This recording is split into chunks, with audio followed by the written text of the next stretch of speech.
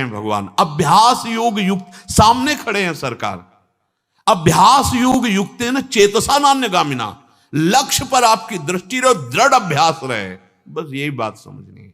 चाहे परमार्थ हो, चाहे पढ़ाई हो, चाहे व्यापार हो, चाहे नौकरी हो, चाहे कोई क्रीड़ा हो, अभ्यास, प्रमाद स्थिति नहीं, भोगों में मनोरंजन नहीं, अभ्यास। अभ्यास विजय दिलाएगा। यही अभ्यास भगवत स्वरूप है।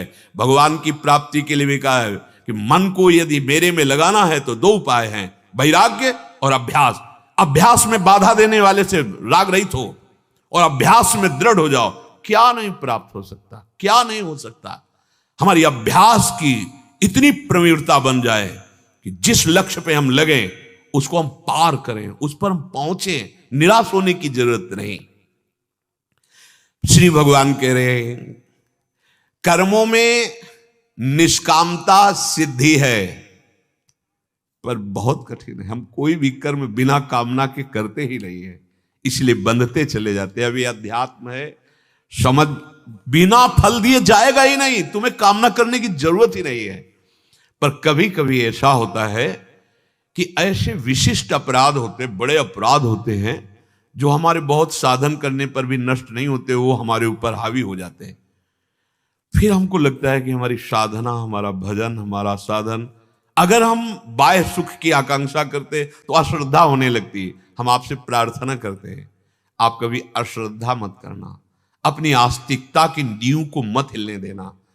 ये आया हुआ प्रारब्ध नष्ट हो जाएगा। आप जो कर रहे हैं इसका महान फल मिलने वाला है। ये तत्कालिक क्रिया का फल नहीं मिलता है, तत्कालिक। अभी कोई हमारा कानून विरुद्ध आचरण बन जाए तो तुरंत थोड़ी फांसी पे चढ़ा दिया जाएगा।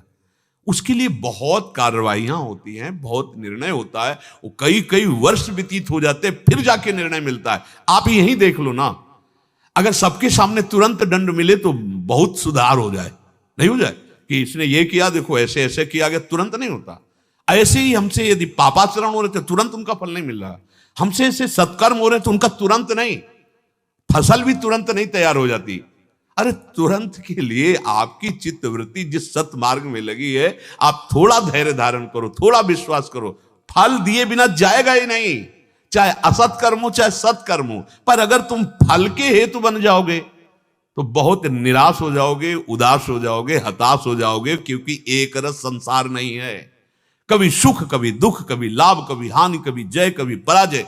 इन्हीं द्वंद्वों से जीतने के लिए अध्यात्म मार्ग है। हमारा कार्य पूरा हुआ, कर्तव्य पूरा हुआ, फल नहीं मिला, हमें निराश नहीं होना। बार बार भगवान समझा रहे हैं, संसार की दृष्टि से फल नहीं मिला, पर आपको कर्तव्य का महान फल मिलेगा। आप विजय को प्राप्त होंगे, निराश नहीं होना।